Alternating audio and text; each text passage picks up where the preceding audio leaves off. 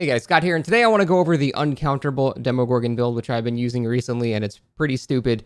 Now, before I go any further, I want to make it clear what Uncounterable means. Whenever I say Uncounterable, I always refer to the 1v1 chase aspect. I'm not talking about the actual winning the game aspect, because, like I'll say, Spirit is Uncounterable in a chase, but you can still destroy a Spirit if you just split up and play extremely efficiently and sweaty. It's absolutely something you can do. So just because they're uncounterable in a chase does not mean that you cannot beat them. You absolutely can. Demogorgon, for example, has pretty much no snowball potential. He has a couple of other weaknesses too that he's not even among like the best killers or anything like that. But that does not mean he can have a build in which there is very little the survivor can do to counter them. Now, when I say there's no counter, I mean there's no meaningful counter. I mean the same thing when I say there's no meaningful counter against Spirit. There are things you can attempt to do, like, for example, Spirit, drop a pallet on the reverse side. That's just something you can attempt to do and hope it works.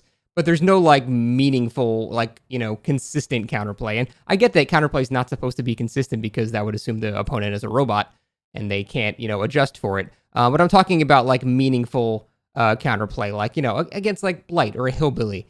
There's meaningful counterplay, even though they're still strong killers. With this build on Demogorgon, though, there is not really any meaningful counterplay. And I'm making a prediction now. People have already said this is not even too much of a huge prediction, but people are going to start hate going against Demogorgon, I'd say, within the next couple of months. And I'm just guessing that's going to happen. I don't personally hate going against Demo for some reason, even though he falls into a lot of the same pitfalls that I think make, Pyramid Head boring, for example. For some reason, I like going against Demo, and maybe because he's just a good boy and he Demo pleases everywhere, I don't know. But I have a feeling people are going to start hating Demo. But let's go over the actual build and how it covers basically everything. So you have Barb's Glasses, which is the new yellow add-on. That makes it so you break pallets 20% faster with your shred. So you're breaking pallets in 2.6 seconds. I'm sorry, 1.6 seconds. 2.6 is the regular speed. 1.6 seconds, which is, extremely, extremely fast. They gain very, very, very little distance. So breaking pallets is very fast. You also have Black Heart, which makes it so you recover on your shred a lot faster as well. And this is basically so you don't actually need Save the Best for Last anymore. You basically just have permanent 4 stacks. Now, the 8 stacks is actually very nice, and it's, certainly fine to have on Demo, and it's a very good perk on him, but it kind of covers your bases so you don't need that anymore. So you have an extra perk slot now, whereas before you kind of almost needed Save the Best for Last. But now, if you replace that with Spirit, Fury, and Enduring, well, now you basically cover every single thing the survivors can do. For example, if the survivor gets to a pallet and stuns you with it and you have Spirit, Fury, Enduring up, you just get a hit. If the survivor knows that you have Enduring and Spirit Fury and they drop the pallet early, well, then you just pre-shred at every pallet because there's no reason to not pre-shred. You don't get slowed down if you just hold it for the minimum time. So then you just break the pallet instantly, they gain no distance, and then you still hit them. And then finally, if they actually bait it and continue running, well, then you just cancel of the Abyss, and you keep running around the loop, and then you just hit them anyway.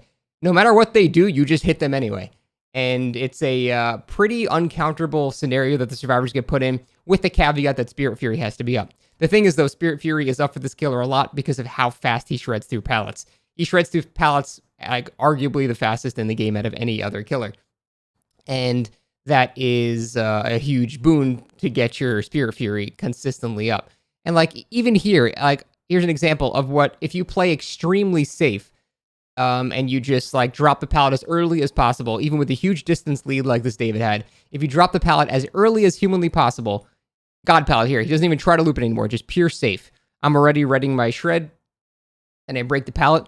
Look how little distance he gains. He's still within shredding range. It's so fast that even pre-dropping the pallet to be safe against Spirit Fury or against anything, it doesn't even work because you don't even gain enough distance to not get hit a couple of seconds later. So in all of these scenarios, the survivor comes out on bottom unless Spirit Fury is not up. But even if Spirit Fury is not up, unless it's a God pallet like, Shaq, for example, you can just walk around it because the Enduring stun is so quick that you can just walk around the loop and force them wherever you want to go.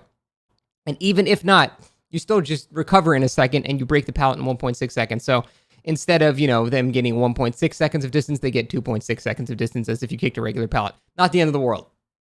So no matter what you do, you basically come out on top as Demo in this scenario.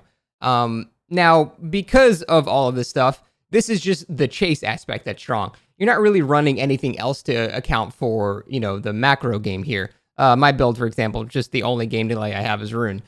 So you can always throw away barbecue and chili and put on another game delay perk if you want, and that's totally fine. But the main thing is Spirit Fury Enduring, because with that, it counters every option that Survivor actually has. And like I said, that doesn't mean the Demogorgon can't lose, because he absolutely can. And there are still a couple of things that he's slightly weak to, like incredible God windows, like on Suffocation Pit, for example. But I wouldn't even consider that a weakness to Demogorgon, because every killer in the game, other than like Nurse or a Hag with a trap that's been there, I guess Spirit too, everyone but, the top 1 or 2 or 3 killers are going to get fucked by that window. So it's less a problem with Demogorgon and more just a problem with the map itself. But yes, those windows and stuff will counter this completely. Other than that, though, yeah, there's really not much you can do. I've been playing with this build for a couple of days now, and I never once felt like the Survivor was doing something that was countering what I was doing. And it's the worst part is it's pretty mindless too. You just walk up to every pallet, hold your shred for, half a second, 0.65 seconds, and then no matter what they do, you come out on top. So I have a feeling people are going to start hating this shit soon. That's just my guess. I don't personally hate it, so if you're just going to, sheep my opinion, I actually enjoy going against Demogorgon, but I am already seeing people complaining about it, and I kind of understand why, because it's sort of the same thing like Pyramid Head has, where you just sort of damned if you do, damned if you don't think, but at least, Demogorgon has to break the pallet. But yeah, that's it. I just wanted to go over this build. It's pretty damn strong. I would definitely recommend it if you feel like giving the survivors no options.